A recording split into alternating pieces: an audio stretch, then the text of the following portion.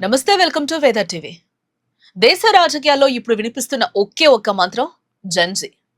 నిన్నటి వరకు లైకులు, కామెంట్లు, రీల్స్, షార్ట్స్ కే పరిమితం అనుకున్న ఈ తరం ఇప్పుడు రోడ్లపైకి వచ్చి ప్రభుత్వాన్ని, వ్యవస్థలను సూటిగా ప్రశ్నిస్తోంది. సోషల్ మీడియాలో ఒక్క పిలిపిస్తే చాలు వేలాదిగా తరలి రావటం, డిజిటల్ నెట్వర్క్ల ద్వారా జాతీయ స్థాయిలో ఆందోళనలు నడిపించడం చూసి ఢిల్లీ పీఠం సైతం ఉలిక్కిపడుతోంది.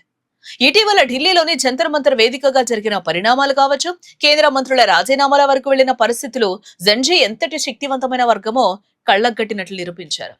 ఎర్రకోట వేదికగా ప్రధాని నరేంద్ర మోదీ తన ప్రసంగాల్లో యువశక్తి జపం ఎక్కువగానే చేస్తున్నారు.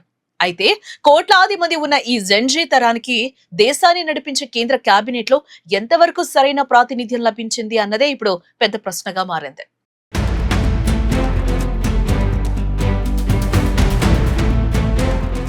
మోదీ 3.0 రాజ్యకార్యాల నిర్వహణ కోసం ప్రధానితో సహా మొత్తం 72 మంది మంత్రుల బృందం రంగంలోకి దిగినప్పటికీ ఈ కేబినెట్ వయోపరిమితిని లోతుగా పరిశీలిస్తే ఇది ప్రధానంగా అనుభవజ్ఞులైన సీనియర్ల పాలనగానే కనిపిస్తోంది. ప్రస్తుతం మోదీ కేబినెట్ సగటు వయసు 58 నుండి 60 సంవత్సరాల మధ్య ఉంది. కేబినెట్ లో దాదాపుగా 66% మంది అంటే 47 మంది మంత్రులు 51 నుండి 70 సంవత్సరాల మధ్య వయసున్న వారే కావడం ఇక్కడ గమనార్హం. ఒకవైపు జీతన్ రామ్ మాంఝీ, రాజ్నాథ్ సింగ్ వంటి పగడ్బందీ సీనియర్లుండగా మరోవైపు 76 ఏళ్ల వయసులో ప్రధాని మోదీనే దీనికి నాయకత్వం వహిస్తున్నారు. అయితే అత్యంత తక్కువ వయసున్న యువ మంత్రుల సంఖ్య మాత్రం వేళ్లలోనే లెక్కబెట్టొచ్చు.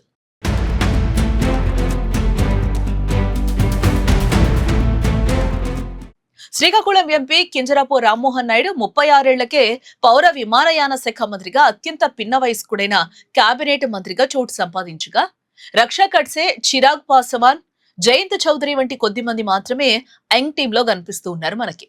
దేశ జనాభాలో 60% పైగా ఉన్న యువత తమ ఆలోచనలకు, ఆకాంక్షలకు అనుగుణంగా రాజకీయ నాయకత్వం కూడా కొత్తదనాన్ని సంతరించుకోవాలని కోరుకుంటోంది.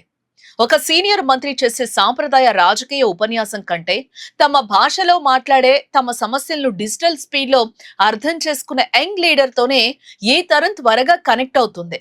కేవలం పాతకాలపు విధాన నిర్ణయాలతో ఆకట్టుకోవడం ఇప్పుడు ఏమాత్రం సాధ్యం కాదు. సత్వర నిర్ణయాలు, కొత్త ఆలోచనలు, గ్లోబల్ ట్రెండ్స్ కు అనుగుణంగా మారే నైజం జెన్జీకుందే.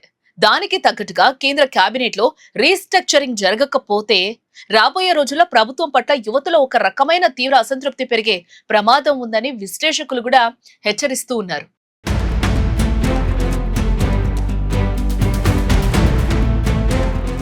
ఈ పరిణామాల నేపథ్యంలో రాజకీయ వాతావరణాన్ని తమకు అనుకూలంగా మార్చుకోవడానికి, జెన్జీ నమ్మకాన్ని పూర్తి స్థాయిలో గెలుచుకోవడానికి మోదీ ప్రభుత్వం త్వరలోనే కేబినెట్ లో భారీ మార్పులు లేదా విస్తరణ దిశగా అడుగులు వేస్తుందనే టాక్ అయితే నడుస్తోంది.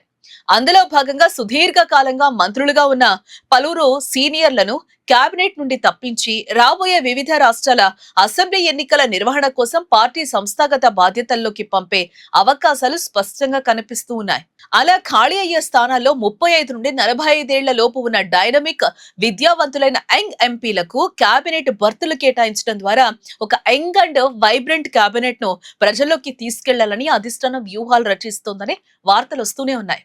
దీంతో పాటు కేవలం పాత పద్ధతుల్లో కాకుండా ఆర్టిఫిషియల్ ఇంటెలిజెన్స్, స్టార్టప్లు, గ్రీన్ ఎనర్జీ, క్రియేటర్ ఎకానమీ వంటి ఆధునిక రంగాలపై స్పష్టమైన అవగాహన ఉన్న యువ నాయకులను ముందడుగు వేయించడం ద్వారా జెన్జీతో నేరుగా కనెక్ట్ అవ్వచ్చని భావిస్తున్నారు.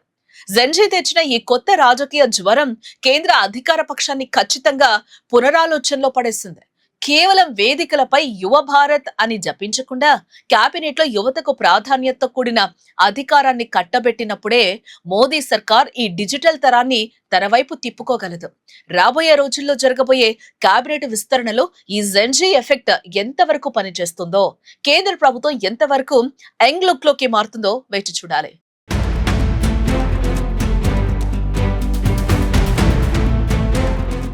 సో ఇలాంటి ఇంట్రెస్టింగ్ వీడియోస్ కోసం తప్పకుండా వేదర్ టీవీ న్యూస్ ని సబ్స్క్రైబ్ చేసుకోండి.